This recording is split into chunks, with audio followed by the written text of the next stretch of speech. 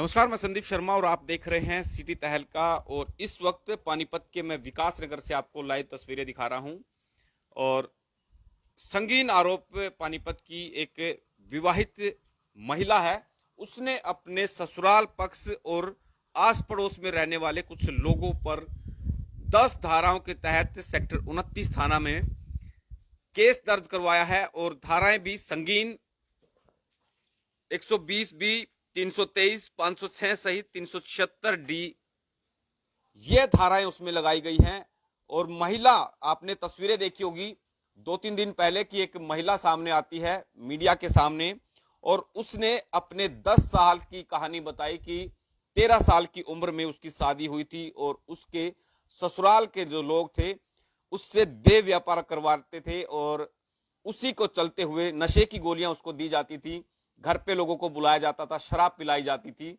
जिसके बाद में वो महिला सेक्टर 29 थाना पहुंची और उसने 8 लोगों पे केस दर्ज करवाया। मैं आपको बताना चाहूंगा कि 8 लोग जिससे उसकी शादी हुई थी, पति, उसकी सास और 2 उसकी ननंद और कई और लोग इसमें शामिल हैं।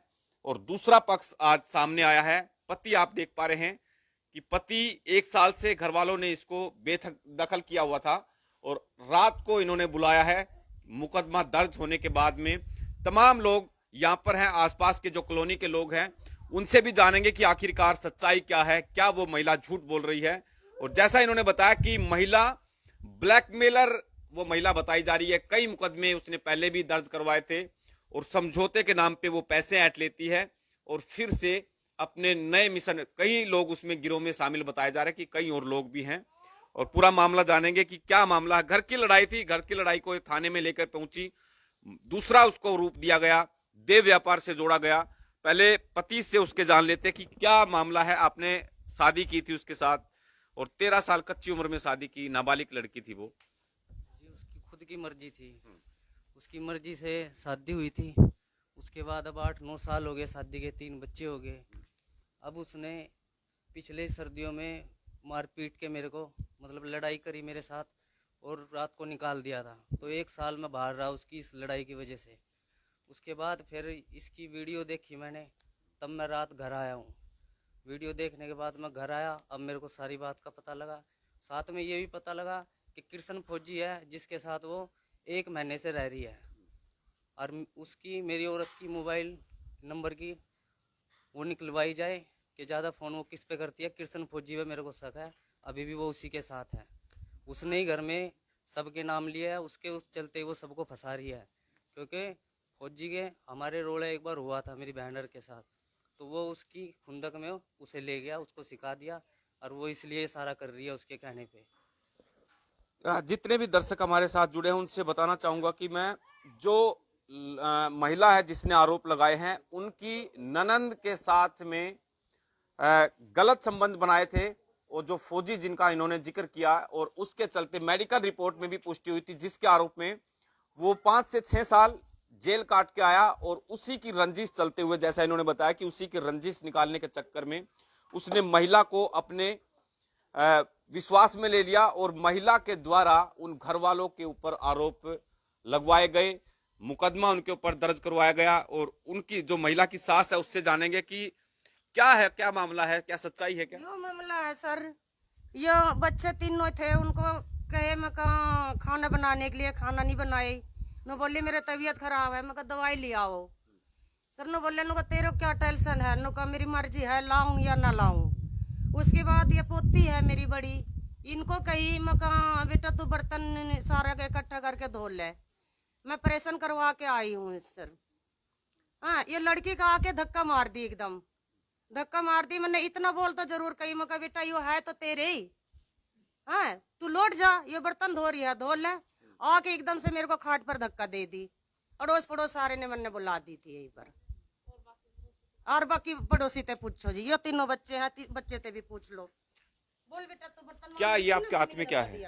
ये जो पीछे शादी इसने बोली कि मैं तेरे साथ कोर्ट मैरिज करूंगी, तो कोर्ट मैरिज होने के बाद मैंने भी इससे बोल दिया ठीक है कोर्ट मैरिज कर लेंगे। मगर इसने फिर मेरे ऊपर केस कर दिया। तो इसकी मम्मी आगे 2.5 लाख रुपए मांग रही थी 29 सेक्टर चौकी में। तो 35,000 रुपये में उसकी मम्मी मानी, ये सबूत रहा उसका। तब भी शादी से पहले 35,000 रुपये ले गई थी मेरे से। उसके बाद फिर दोबारा आई है, फिर कहने लगी करूँगी। तब ये खुद आई थी, इसकी रजामंदी से कोर्ट मैरिज हुई थी। हालांकि आपने देखा होगा कि जहां पर ऐसी, जैसा उन्होंने बताया, महिला ने बताया कि देह व्यापार वो करवाते थे, लोगों को अंदर घर में बैठा के शराब पिलाते थे और उसके बाद में उस महिला को नशे की गोलियां देकर उसके साथ बर्बरता की जाती थी, उसके साथ संबंध बनाए जाते थे उनकी मर्जी के बगैर।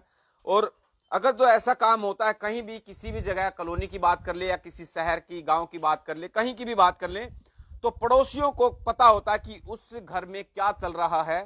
बुराई ज्यादा दिन छिपती नहीं है और उसका, और कई बार ऐसा भी सामने देखने को मिलता है कि ऐसी कि बच्चों पे असर ना पड़े, आसपास के जो कॉलोनी वाले हैं वो उसका विरोध भी करते हैं। और यहाँ के जो कॉलोनी वासी हैं उनसे भी जानेंगे कि क्या आप लोग यहीं रहते हो, यहीं के रहने वाले हो आप लोग? क्या लगता है अभी आपको, ये परिवार सच बोल रहा है या झूठ बोल रहा है? क्या आपको पड़ोस में लगा कभी कि भी इस तरह के काम करते होंगे ये? नहीं। नहीं। आप बताइए। मैं तो लगभग साल भर से रह रही हूँ, पर मुझे ये पता नहीं चला इस बात की घटना। ऐसा लगा कुछ दिन पहले, 10 दिन की पहले की लड़ाई हुआ था, बस इतना ही खबर चली। पता नहीं केस वेस हो गया, क्या हो गया, कुछ हाँ लड़ाई हुई थी बस घर में, दोनों सास बहू में, एक ननद है, बस इतना ही था पता। अब धीरे धीरे कुछ उल्टा होने लगा है बात, जो कि समझ से बाहर है। क्या हुआ पता नहीं, कैसे हो गया ये सब बात। आप बताइए। बस यही बात मैं भी कहूँगी, क्योंकि हम तो देखते 2 साल से मैं यहाँ रह रही हूँ, 1.5-2 साल से लगभग ये भी रह रहे हैं यहाँ। कोई अनजान आदमी आता है? नहीं, अनजान आदमी क्या, मोहल्ले वाले अगर कोई मान लीजिए हमारे घर भी आता है मिलने, इनके घर भी आता होगा रिश्तेदार तो मिलने। आते ही होंगे, हाँ, रिश्तेदार आए बस तो अलग और बात है। अनजान आदमी से क्या मतलब, हम तो किसी को नहीं देखे हैं कभी। कोई फोन पे बात करते थे, कहीं हाँ, कहीं फोन बात पे करती थी वो? फोन पर तो बात करती थी जी। मैं एक दिन पूछी, मगर बात कहाँ कर रही है? उन्होंने कहा तेरे लड़के के पास बात करती हूँ, यूँ जवाब दी मेरे को। एक दिन घर पे भी 2-3 घंटा गायब रही हुआ। उस दिन भी पूछी, मगर कहाँ जाती है तो? उन्होंने कहा तने के सारा डिटेल बता के जाऊँ क्या, मैं जहाँ जाऊँ?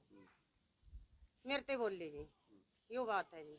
बच्चा कभी पहले छोड़ देती थी घर में, मैं 1.5 महीना अस्पताल में उधर ही रहेगी, परेशान उरेशान हुआ। वो सारा दिन तक पर लेटी लेटी बात ही करो जाती थी। बच्चे, ये दोनों बच्चे देखो, इन बच्चों के पास से काम करवाती थी या। और मेरे आने के बाद फिर यही मैंने कह दी थी, मगर भाई तबीयत खराब है, दवाई लिया हो। उसी बाद मेरे पास धक्का मुक्की करके वो भागी है। यही गलती है सर मेरी। ये लड़की तो पूछो। बोल बेटा। अब पुलिस में मामला चला गया है, मामला दर्ज कर लिया गया है, क्या आप लोग तैयार हो उसके लिए? हाँ जी, तैयार हैं जी। ननद भी है उनकी, ननद से भी जानेंगे भी क्या आपकी भाभी कैसे कैसे आरोप लगा रहे हैं आप लोगों के ऊपर? सर जी देखो, वो जो आरोप लगा रही है ये सब झूठ है। आप पड़ोस वालों से भी बात कर सकते हो, पूछ सकते हो। मैं तो, मम्मी मेरे पास कम से कम 2 महीने से थी। मम्मी की तबीयत खराब थी, मैंने पहले आशीर्वाद हॉस्पिटल में भर्ती रखा था मम्मी को, फिर मैं करनाल लेके गई थी। करनाल से आप जचिंद्रा में पता कर सकते हो, जचिंद्रा हॉस्पिटल में मैंने मम्मी को 15 दिन रखा था, ऑपरेशन हुआ था। उसके बाद आप जहाँ पे मैं रहती हूँ वहाँ पे पता कर सकते हो मेरे पड़ोस में जाके, क्योंकि मम्मी को मैंने फिर ऑपरेशन होने के बाद 1 महीने मैंने अपने पास रखा था। 1 महीने के बाद मैं यहाँ पे छोड़ने आई थी।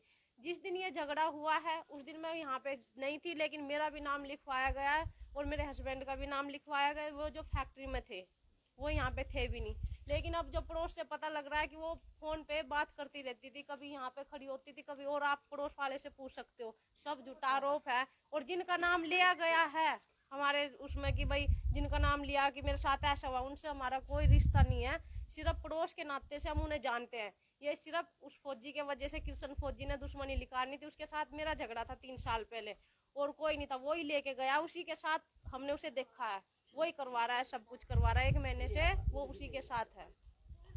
हालांकि मैं आपको बताना चाहूंगा कि जो ये पीड़ित लोग हैं, सभी के सभी लोग एसपी पानीपत से मिले थे और उन्होंने आश्वासन, इन्होंने मांग की थी कि इस केस की निष्पक्ष जांच की जाए।